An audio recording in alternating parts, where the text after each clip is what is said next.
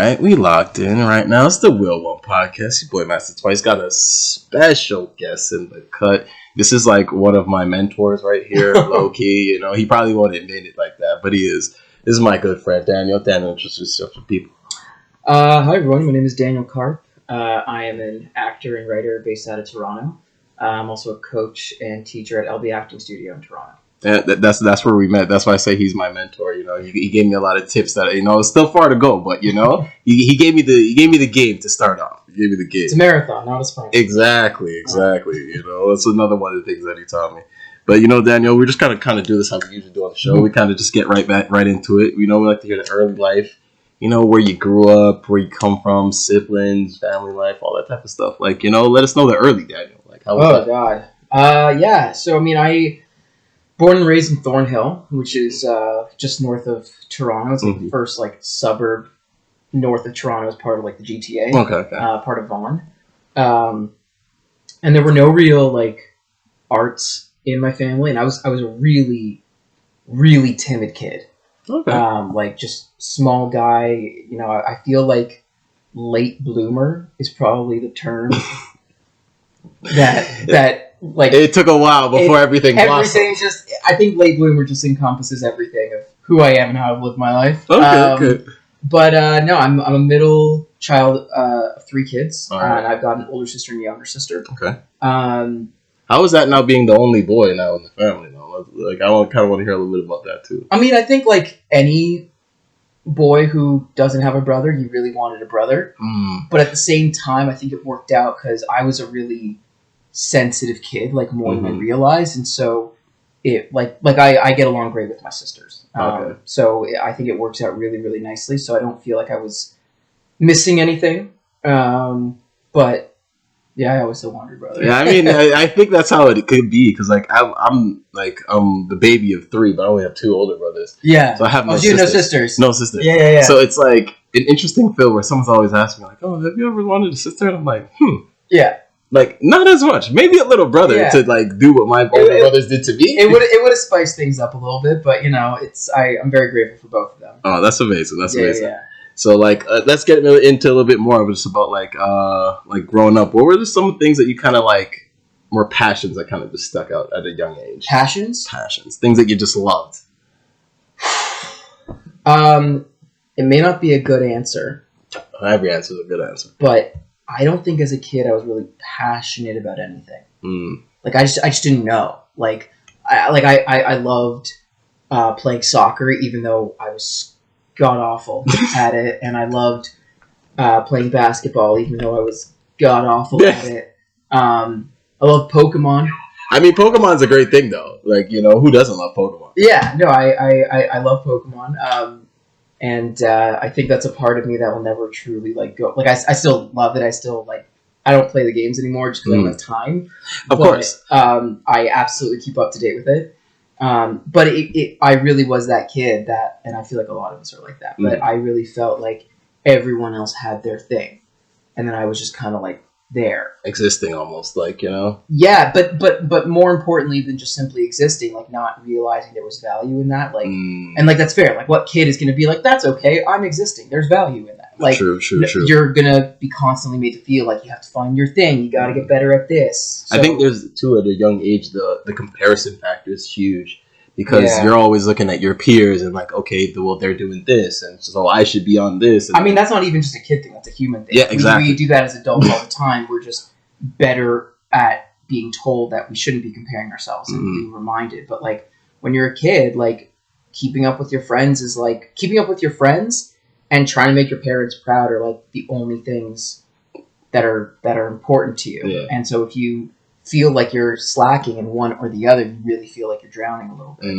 That's a great way to put it, and I feel like that's what a lot of people are going through, but then don't know how to express it as much either. Yeah, because we could all be in a group of people and maybe even feel that way, that maybe we're inferior to the people around us, and then don't say it, and then it's just you kind of carry that with you. It's that imposter syndrome, man. Yeah, and it's just a crazy thing where I feel like if people just let that vulnerability out, then they would probably realize that the same people that they feel are inferior have vulnerabilities. Although, you can't really ask a kid to do that. Like very true. That requires too much like emotional awareness. Yeah, like, I'm thinking as an adult now. I know, but I agree. It's still tough as an adult, and I am a firm believer that like when people behave a certain way, it unconsciously gives other people permission to behave the same way. So if someone has the courage or the capacity to be emotionally open and vulnerable, it, within reason, I think it gives people subconscious permission. Oh, maybe I can be like that too. But again,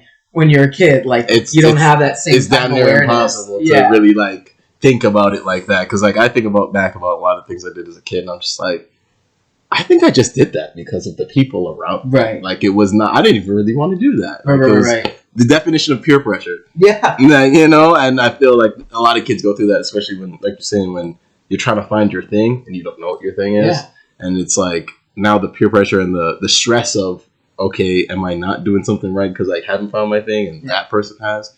So I can imagine how hard that was as a young child. Yeah. So like, we talked about how like Pokemon is kind of one some of the things that stuck through, but like, is there anything else from the childhood that the passions weren't there, but like from the things that you really like that have stuck through to this day, where you're like, yeah, this is still me? I would say some of my friends. Oh, that's amazing. Actually, I'm really fortunate because I have 2, maybe 3 friends that like, I'm 31 years old, and I've had 2 or 3 people that I've been friends with since I was like 5 or 6. I have a couple of those. Shout out to my homies. Yeah, exactly. So like the fact that at 31 years old I can say that I've been friends with someone for 25 years is, it's pretty. I'm not gonna lie, it's like I'm honored, but I'm also like a little nervous because like people grow and they change and their priorities change as life goes on. So I'm kind of worried that like, oh man, like is that change like around the corner? Because if it hasn't happened yet, it's got to be happening soon, right? I feel you on that. Like that's a very interesting thing that you bring up because like I never really thought of it like that because I have a couple of friends that we met in kindergarten. Sure. The story how we met is actually hilarious. They told me not to eat the orange peel. I didn't realize we weren't supposed to eat that. And we've been friends ever since. Yeah, there you go. But it's just like, I don't know. I can't really see my life without them in it. Yeah, like thank God for orange peel. Exactly. Those friends are really important to me, and I think even though we've all grown up and we've all changed, I feel like there is that kinship and that support, and our life has taken us in very, very different directions and different paths. But I'm glad that I can say that something that has stuck with me throughout my entire life has been these like few friends. So I think that's cool. And that's amazing to have that consistent like circle, I feel, because a lot of people are searching for that even to this day. Like, so here's the thing. I draw a distinction there because I don't think my circle has stayed the same. I think my circle has like warped and adapted and changed, and people come in and out of your circle. But there's this is a variation of a saying I say all the time, to the point where like if any of my friends hear this, they're going to roll their eyes. But not everyone in your circle is in your corner. And so I would say that my corner has been rock solid. Okay. Even in moments when I haven't necessarily felt that it's been rock solid, because we all have moments of insecurity and feel like we're alone. Like, it's most of the times I've found where I feel isolated or I feel alone, it's been because I'm looking at the other people in my circle. But I need to remind myself of all the people that are actually in my corner, and that usually helps like me kind of stay afloat. I feel like I want to snap to that because that was the truth right there. Yeah. I love that, like that actual saying, because it's like, yeah, you see a lot of people that you would think that they're there for you, but they're really in your circle. They're not in your corner. Yeah. And like, that's kind of what a thing like I used to say to like people I realized, especially after I got hurt, was that I knew a lot of people. I didn't have a lot of friends. Correct. Yeah. Like, and and there's going to be certain times in your life where everyone's going to try and be your friend, but that doesn't mean that they are. Exactly. Yeah. And like that's the distinctions that we kind of have to make to help us like validate the people that are really there for us. And I feel like that's a big thing, because if you don't do that, you'll get lost in the people who don't really care for you. Yeah. And that can take you down a whole. And it also makes a certain amount of sense, because like it would be weird if everyone who was in your circle was in your corner. That would be a really crowded corner. Like, very true. You know, I kind of imagine like a boxing ring where it's like you have all the people that are in the stadium like cheering you on, but there is still that coach that when you get knocked down, he's right there and he's going, get up, get up, get up. And it would be weird if there were 1,000 people there going, get up. Like it would just be overload. It would kind of just take you out of the moment, and well, whatever it is, it would be what. And if you're gonna translate that analogy to real life, it's like that's pulling you in so many different directions, and so we only have I don't know.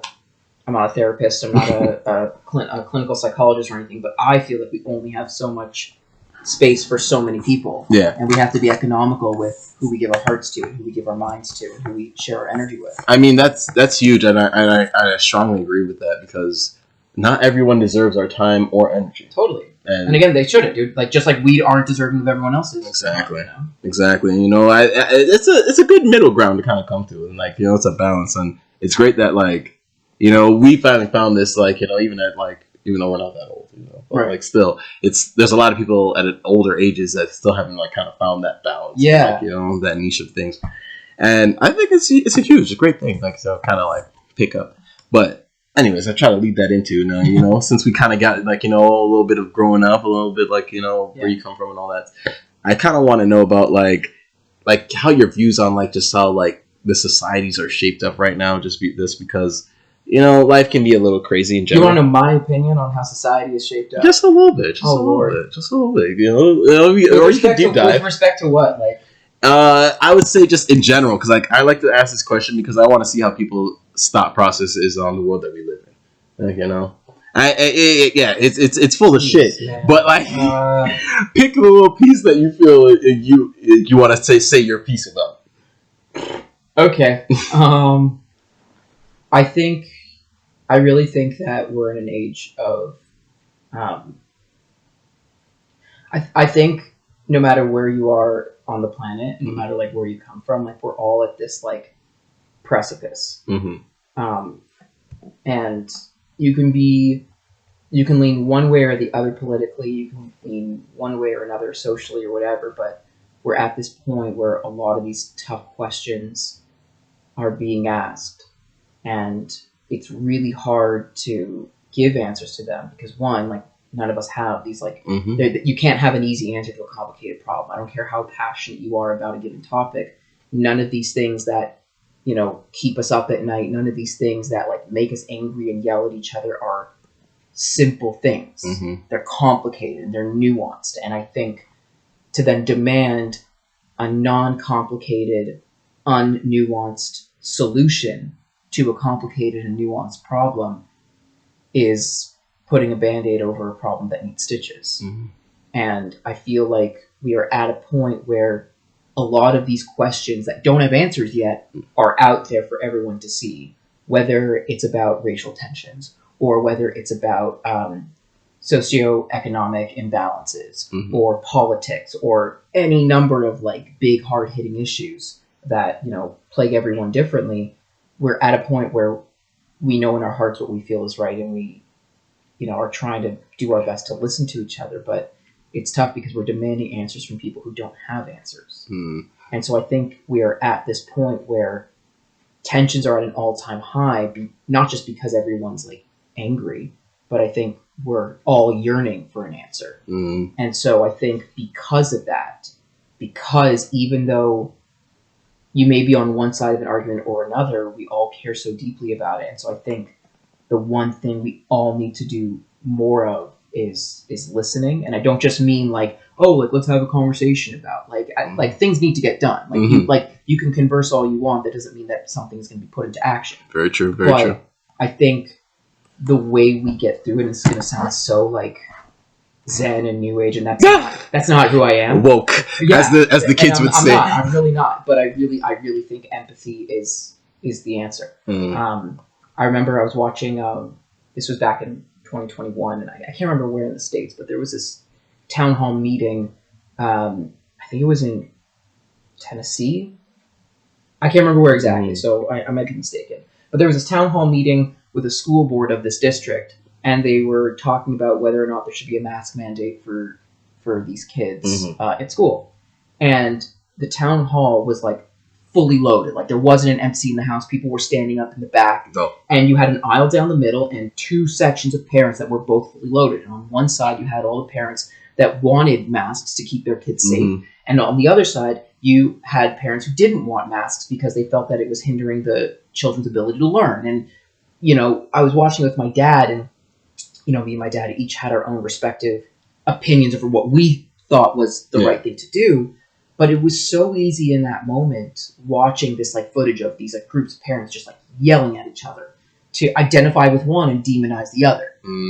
But the thing that I think we all have to be more conscious about doing and taking more time to do is realizing that, like, look, I may agree with one and I may disagree with the other, but I'll be damned if I don't think that both groups care so much about their kids equally. So I think that's important. I like the way you put that, because it's like you could be divided on the topic, but the main point is you care about the end result. Well, yeah, because if you're trying to solve a problem with someone who you think is evil, how are you going to come to any sort of understanding? Because then anything that comes out of their mouth, you slap this label onto, but that's like overly simplistic over who they are as a human being. Right. And you may think they're wrong, like to your core, but like once it became about realizing how much they all loved and cared their kids equally, or about their kids equally, it was harder to demonize the other side, and it became easier to listen. And it didn't mean that it became easier to solve the problem, but at least when my dad and I were talking about it back and forth, it eased a lot of the tension. I feel like, too, like it would help with the understanding, because, like you said, how can you solve a problem with a person that you deem that their thought process is wrong, unless you have to have some sort of understanding of their thought process? You gotta know where they're coming from. Exactly. Yeah. Because if you don't see where you're coming from, you can never find that middle ground. Yeah. And then you're just going to be angry, yelling at each other, and then it's that kind of like mob mentality, I feel like, builds up after a while, where it's just like, I'm mad, and I'm just going to scream because you're on the opposite side of me. Now, I that being said, I do think that there's an issue you're passionate about. You should absolutely get together with people who are like-minded. You should absolutely do whatever you can to get people to listen, especially if you feel that people aren't listening. Yeah, especially if you feel that you are a part of a group of people that are being marginalized and not being listened to. Like, I don't think it's wrong to have demonstrations, to have protests. I don't think there's anything wrong with that.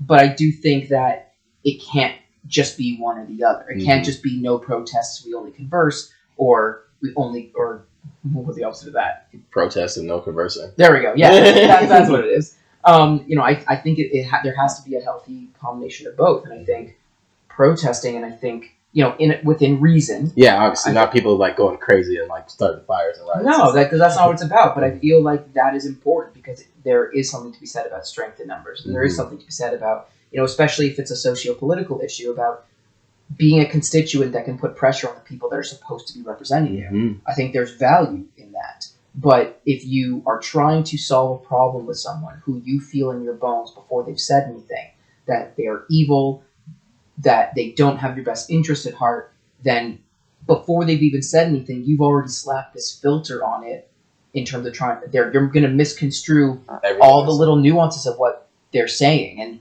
whether it's, and I have to be careful, especially when I talk to some of my friends about certain race issues. Like I'm white passing, I guess, but like I'm Jewish, I'm Middle Eastern. Yeah. But like my opinion doesn't matter as much on certain topics just because of what people think the color of my skin is. That is very true, and it's unfortunate because like as for many people who are white passing, I feel like they get that you're kind of stuck in this box where you're like, I'm not really white, but like. But here's the thing: even if I was like totally white, I understand why, like, there are certain times where in this particular situation, the black experience is more important to talk about here than my thoughts on the black experience. Like I do not know what it's like to be a black person. I do not know what it's like to be an Asian person.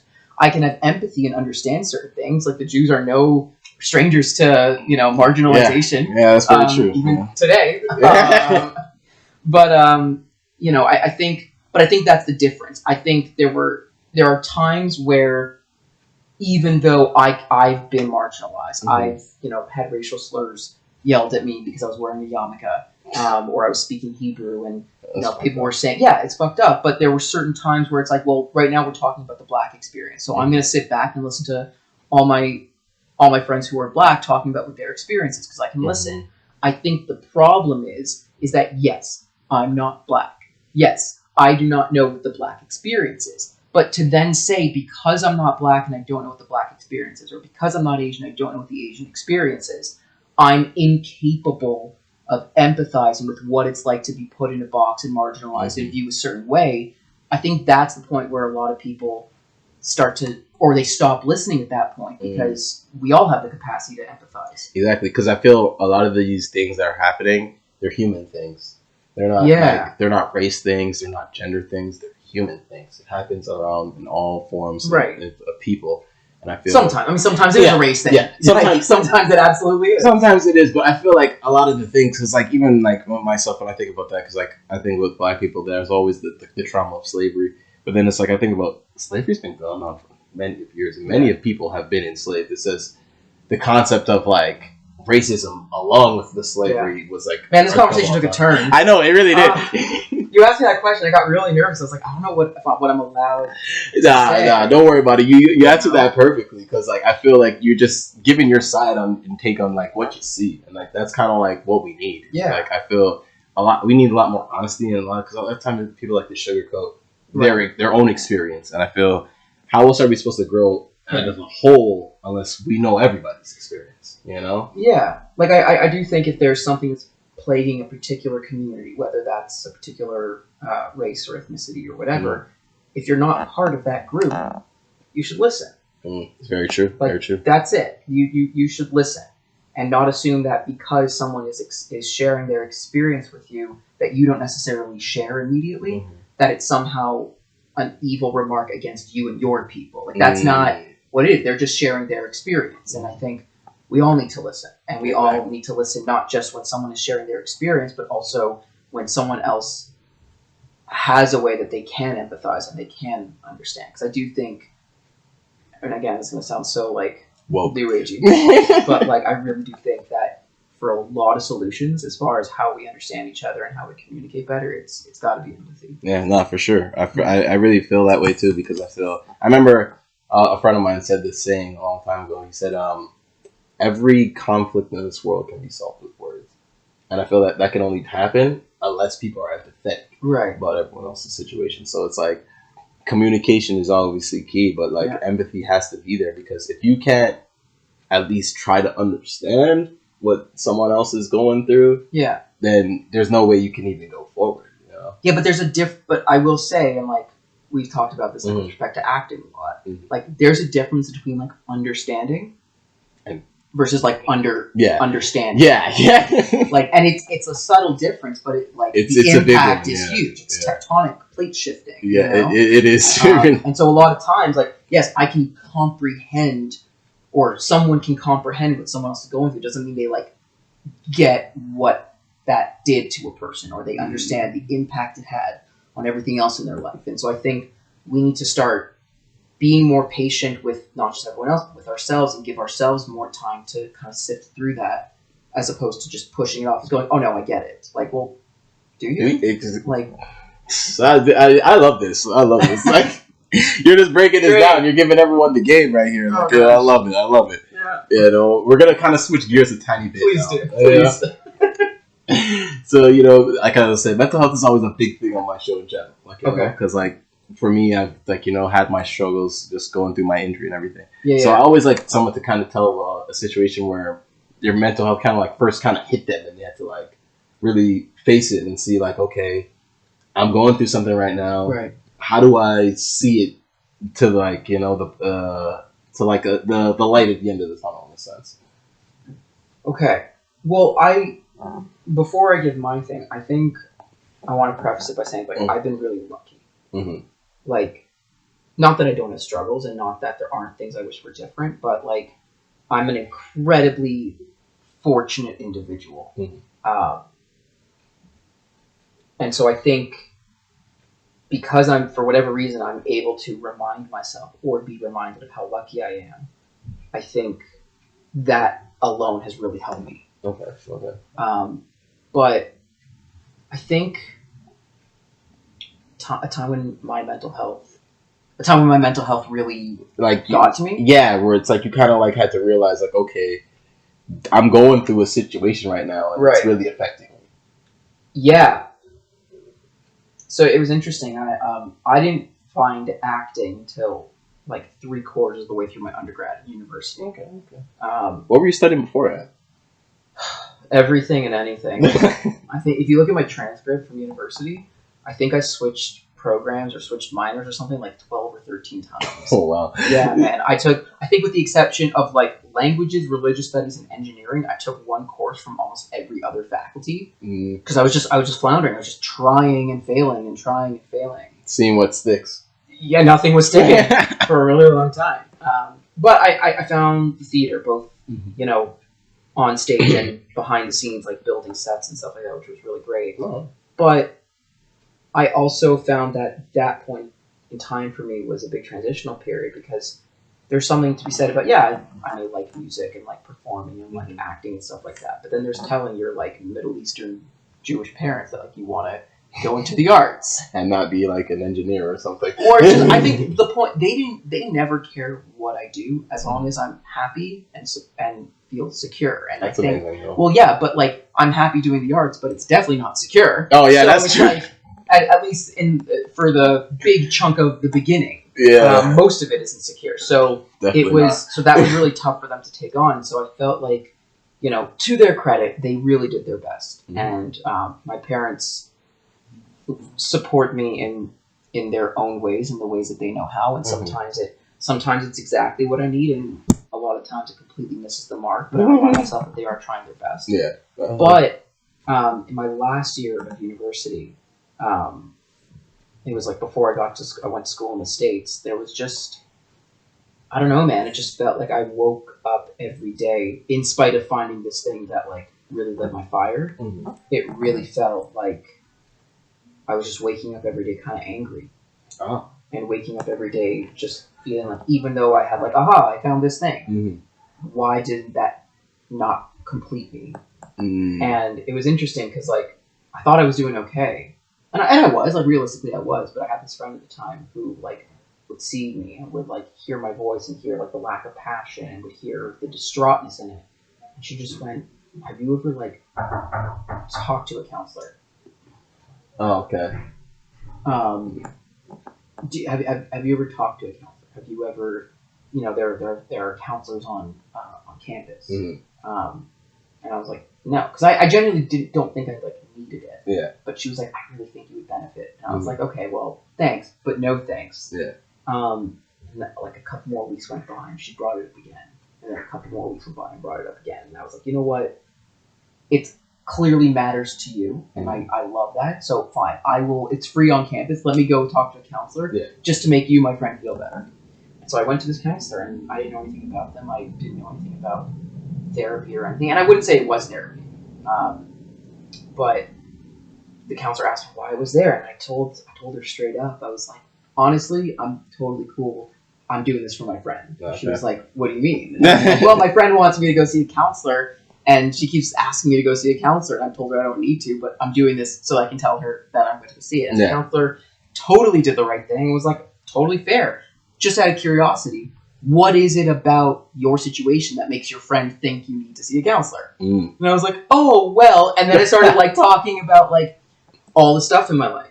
And what was so interesting about that is that even though I have friends and family members that I can talk to, there was something about speaking to this other person who like didn't know me outside, who like validated a lot of what I was going through.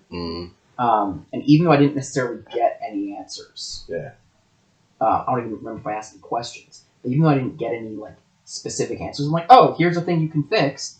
I felt almost more validated than I had in my human experience than I had from any other friend or colleague or family member who would also try and validate me, because this person didn't owe me that. And so it just felt like it was objectively, no, that your feelings are valid.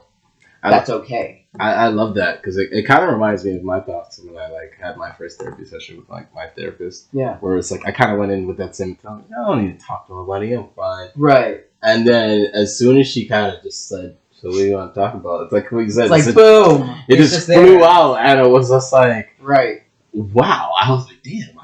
I mean, I knew I had some issues, but like it was like to see that, then face it, and then you're just like, okay, so what I'm feeling isn't like abnormal or something. Sometimes, like totally. And I feel like it's important to like create that distinction because you can have all going back to like circle versus corner. Like you can have all the people in your corner you want, but there are going to be certain emotions and feelings you have about having people see you that way. Like maybe you, for whatever reason, and maybe we can get into if it's good or bad, but maybe you don't want to have that kind of conversation with your dad. Maybe you don't want your sister to see you that way for whatever reason, and that's something that you can talk about. But with someone who's a counselor or a therapist, it just I don't know what it is because I'm not a therapist, I'm not a counselor, but there is something about talking to someone who doesn't owe you any sort of justification.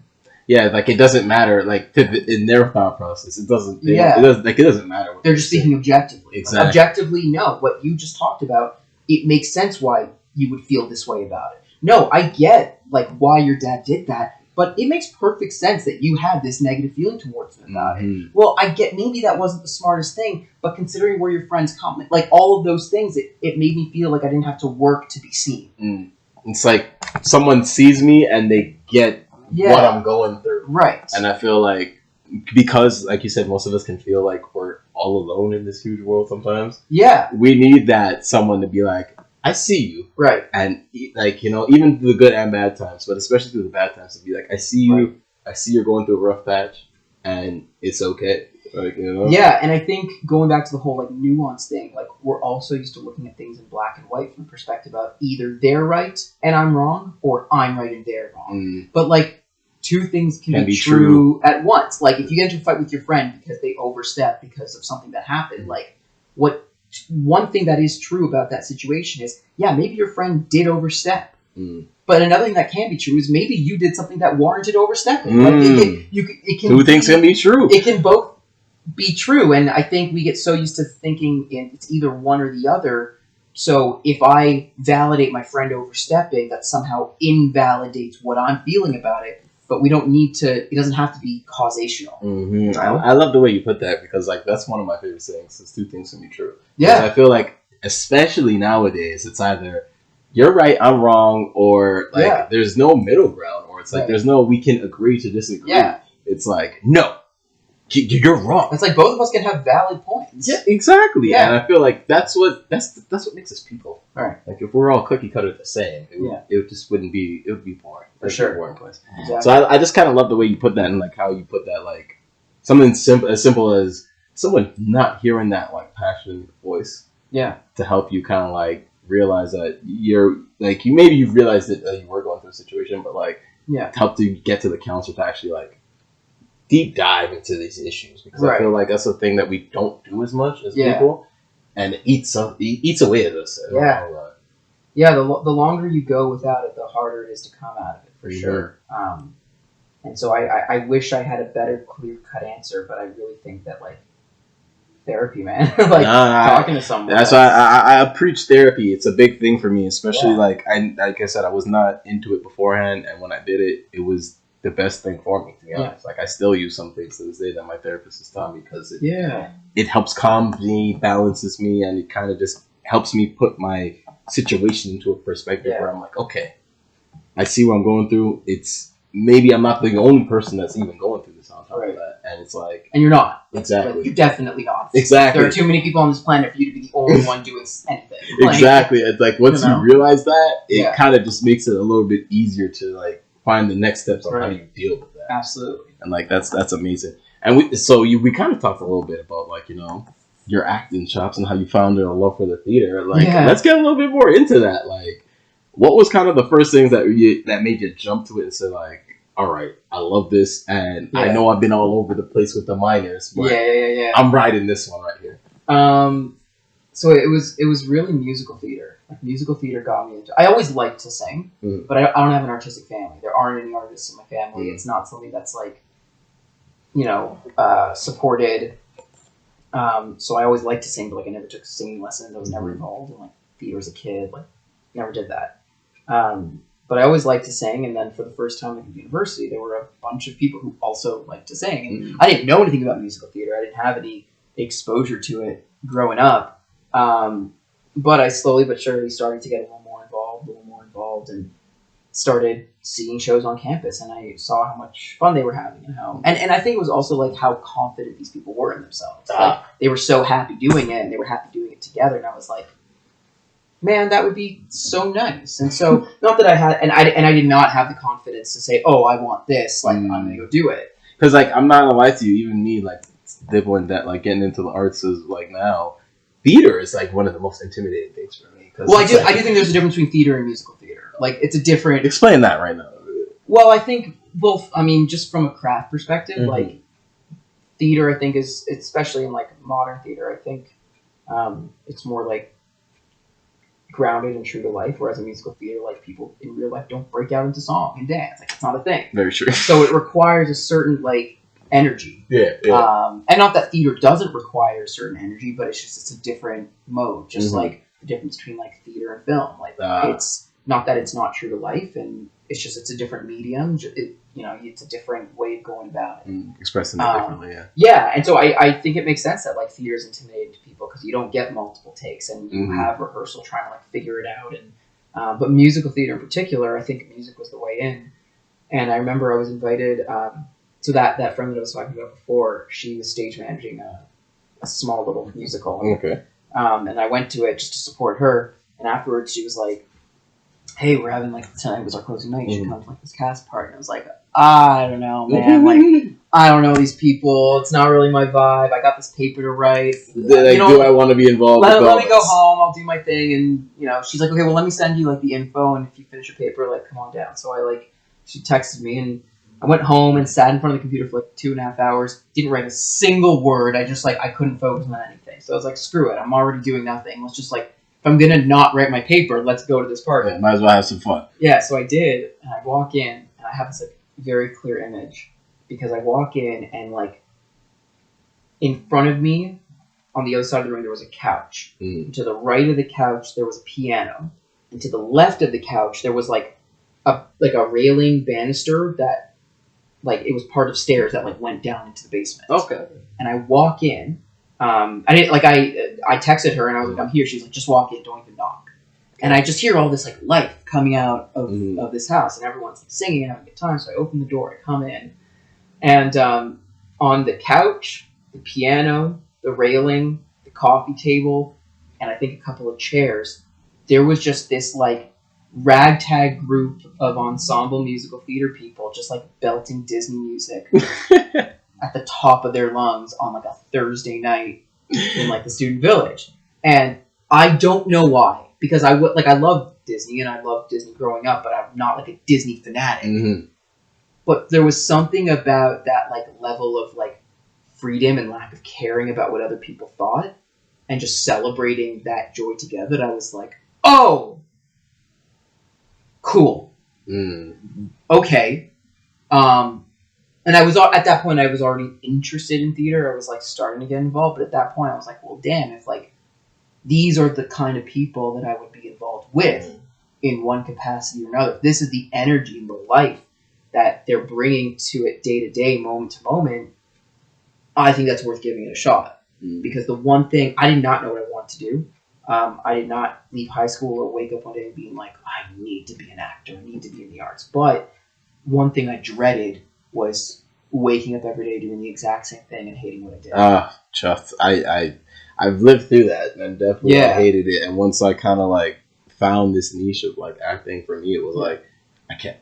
My mind was set immediately. It was I can't go back. And that's not to say that people who do a 9 to 5 are dead inside. Yeah, not even a little bit. Yeah. Not even a little bit. I wish I could do that, because life would be a little less complicated. A lot stable. That's but for whatever reason, I didn't need to know what I wanted to do. It was more important to me to avoid that situation of just being routine, just kind of sleepwalking through life, I needed to. I don't know why. I just needed to avoid that. I needed to avoid that at all costs. I mean, I could definitely imagine that, because for me, like, I got to a point in like my like early adult life where I was like, I feel like I'm just working and paying bills. Yeah. Like, and I felt zombie like, because it was like it took up so much of my time, and then I wasn't enjoying it on top of it. So it's like I'm not even enjoying making money because I'm gonna have to spend this money on bills, and then it's like I'm kind of just in easy this, come, easy go kind of thing. I'm in this loop where it's just like it wasn't exciting and enjoyable, and then like now I feel like I'm in this space like with the acting. I don't know if I'm pretty sure it's the same for you,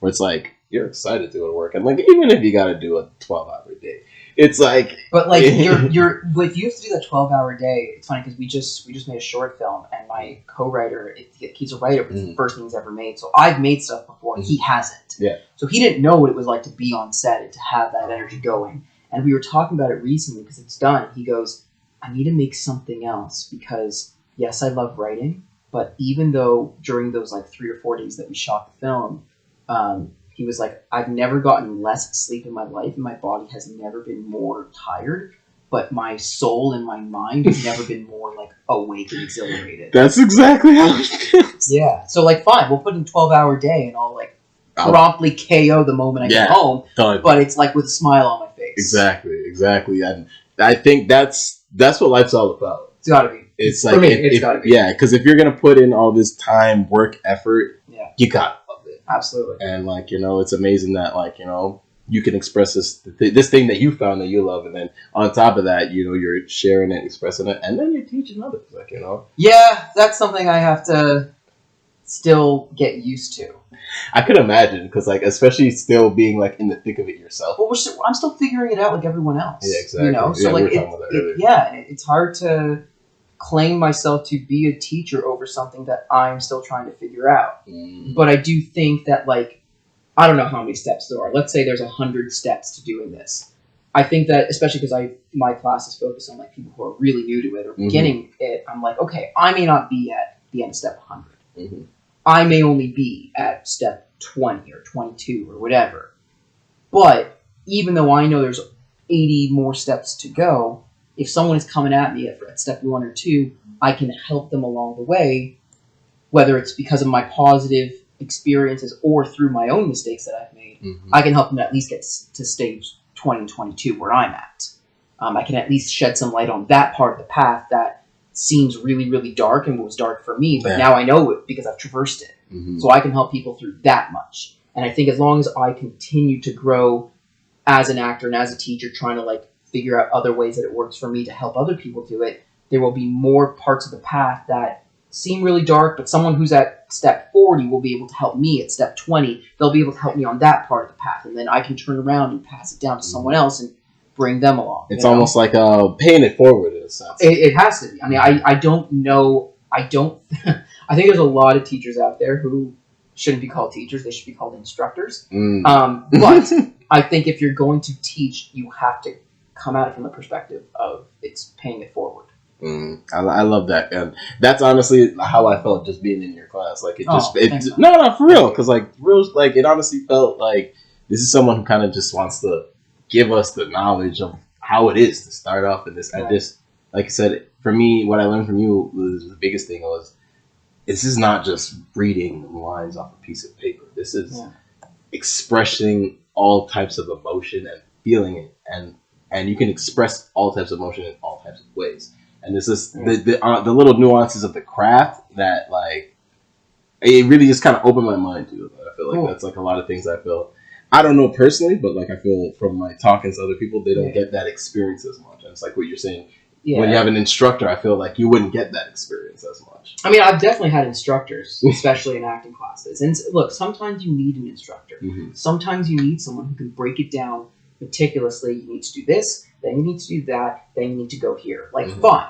But I feel like especially at the beginning, but even when you're down the road further, and it's just like, I know what the do's and don'ts are, but for whatever reason, it's lost its life for me.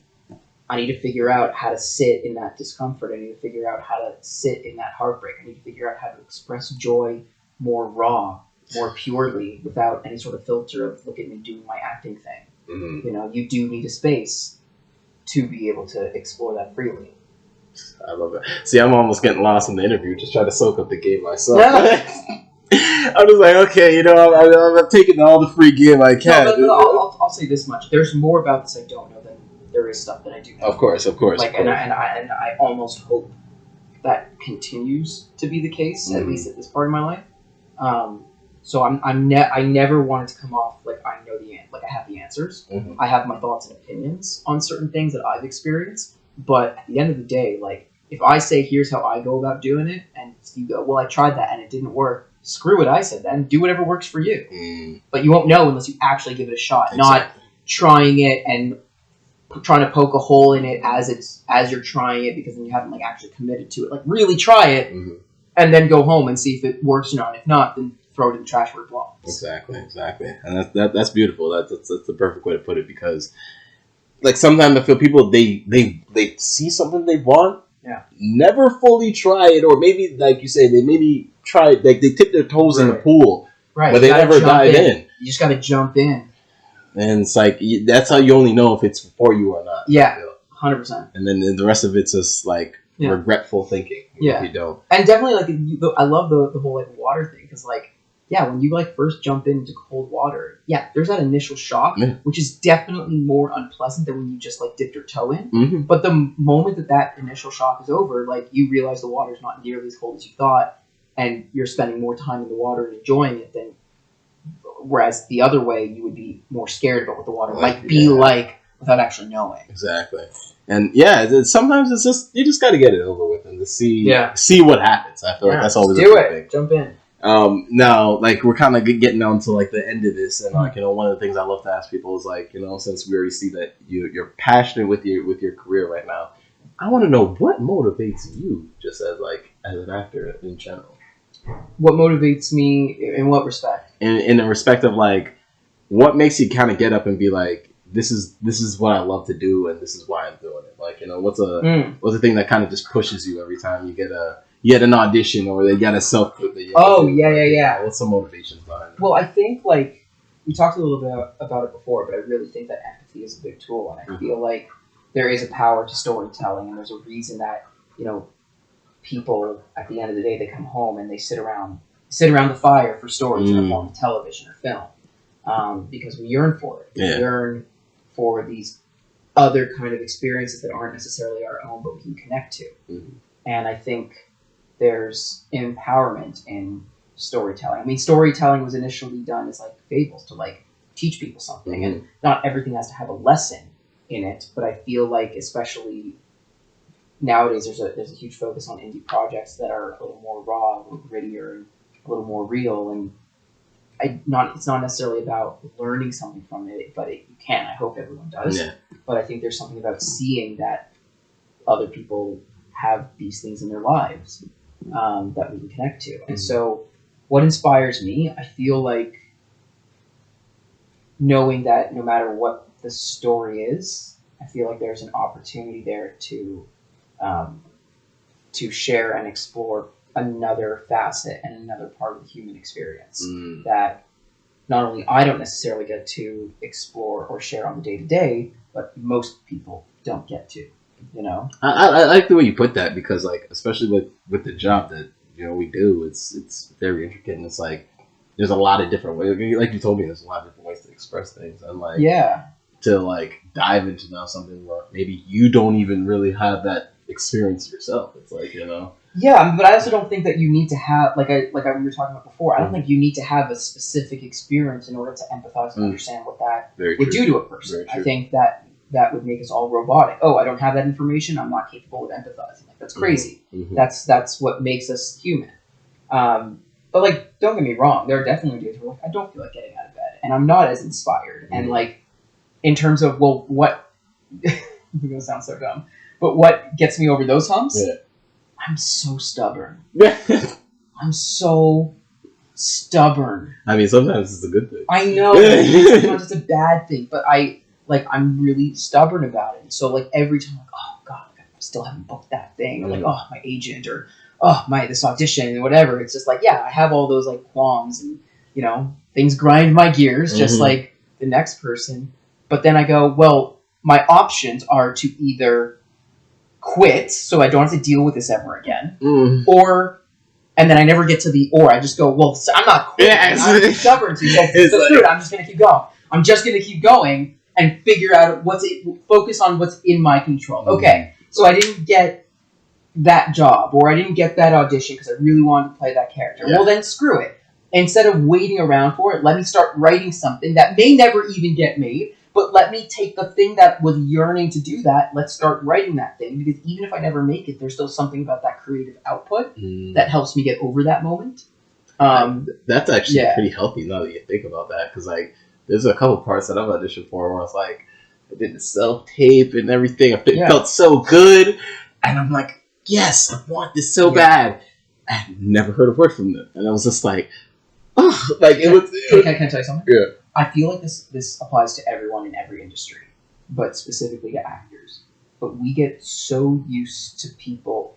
We get so used to waiting around for someone to give us permission to do the thing we want to do, whether it's, to get that job or to get that office or get that promotion. I want to get transferred here. I want to get into this school. I want to go make this thing. We all have to wait for the boss or the dean or the employer or the government to say, yes, you can have this plot of land to build it. Like, we all have to wait for these gatekeepers to give us permission. And yeah, there are gatekeepers, but I do think there's always more in our control, more that we can do ourselves. And I think the more we focus on that, the more we stop waiting for other people to give us permission to do the thing we want to do. We end up just saying, hey, here's this train. It's all loaded up. I'm conducting, and we're going. I love that. We're going. I love that. If you want to be a part of this, let me know. We'll come to a city near you, and I'll come to I won't stop. I'll slow down. I'll slow down so you can hop on. But I ain't stopping. And it's amazing. Again, whether it's in the arts or not, it's amazing what happens when you just say, screw it, I'm not waiting for permission from the universe or anyone. If I just go, it's amazing how many people go, you're going. Oh, crap. Okay, here, I can do this thing. And people just start, and things that you hadn't figured out sort of just start to be figured out. And, I haven't made a lot. Like, I've made one short film. But it's amazing how many questions I got about it after it was made. How did you do this? How did you do that? And the answer was, by the seat of my goddamn pants. By the seat of my pants. I did not know. I was like, I have to do that? Looked at my partner. Okay, let's figure out how to do that. I need to file that. Okay, where do I, that's all it was. Is this like, once you commit yourself into like, I'm going to do this, and then that's when you kind of like you said, everything falls into place, because it's like, okay, you have the questions to this. How do I get this done? You get it done now. Yeah. So something else pops up. How do we get this done? And then it's just you kind of just slowly knock down the dominoes that you thought were maybe a lot bigger than they were. Yeah. Until you're right in there in the moment. Like, this is all the people were doing? Exactly. And it's just, it's great that you actually put it like that. Like, sometimes you kind of need to create your own whatever it is. Yeah, and I think that's true of people who, not even in film and acting, but even if you want to start a business, okay, focus on the thing you want to provide to people. What's the service? What's the product? How are you going to just go figure that part out, and you'll see that people will start, because you have you're asking these questions, and not just we're making a film. Well, about what? Well, I haven't figured that out yet. Well, then it's hard to get people on board. Making a film. I don't know what my product is yet. But once you put in the work, you go, I've got all the preliminary pieces to start the train. Let's start the train. Blow the whistle. Leave the station. And people will come eventually. As they say in the Field of Dreams, if you build it, and they will come. And they will come. I'm a firm believer in that. All right, I love that. Now, Danny, before we get out of here, final question I always have to ask everybody. Hit me. What is up next for you? Oh, Lord. That you can talk about, of course. That I can't. Okay. So that short film that I was talking about, we submitted to a bunch of festivals. Okay, that's amazing. We're screening it for a lot of our investors on November 7th. Okay, that's amazing. And that investors sounds way more bougie than it is. It's family and friends and people, other colleagues who was like, this is cool. Here's $20 make your film. So we're doing that, which is really cool. And we were also part of a screening of a bunch of short films that were made in Toronto during the pandemic a few weeks ago, which is really nice. That's great. I'm currently writing 2 other projects. That's all I can say about them. Okay. I was about to ask for a little tip, but that's good. That's good. All I can say about them. But what I am noticing is that by writing, not because I'm this amazing writer, I've stopped worrying about I haven't had an audition in a while, or I haven't with my agent or whatever, because I'm finding creative fulfillment in those other things. Mm-hmm. And I feel like you can with writing, you can write the characters you want to play now. 100%. 100%. So in terms of what's next for me, it's getting that film out there. And then I'm shooting another short that I co-wrote as a proof of concept for a feature film. We're shooting that in December. And we don't know if it'll go to feature. Mm-hmm. We don't know if there's enough there, but we did have this greater story in mind. So we're still fleshing that part out, but we are shooting the proof of concept short version. Okay, that's amazing. In December. So that's kind of all my spare time is we're doing pre-production for that now. Mm-hmm. Oh, that's amazing. That's amazing. As you always told me, always working on something. Keep those juices going. And the 1% better every day, and it seems like you're putting in the work for that, and that's amazing. You got to take in those shorts. Yeah. When they come out, we're gonna find a way to get it to the rest of the masses. I will make sure that everyone knows it. Oh, and also what's next for me, and I think this is important to say. I'm still constantly always taking classes and always training. Yeah. That's LB Studios. You know what I'm saying? Tap in. Or elsewhere. Or elsewhere. I'm an actor first, but yes. Yeah. We just have to confirm. It's out there. But yes, those are some of the amazing things my guy. Thank you for the plug. Yeah, you got to plug yourself in all the time. But yeah, we might just put the at right here for them too, just in case they're looking Perfect. for you. But Daniel, again, thank you so much for coming through. Yeah, thanks for having me, man. And in general, thank you just for a lot of things you just done for me. And I really do appreciate that. So I have to say that. So thank you for coming through again. It's the Wheel1 podcast. Your boy Master Twice. We're gonna log this off, and you already know what to do now on the YouTubes. Like, comment, subscribe, all that. Let me know. All right.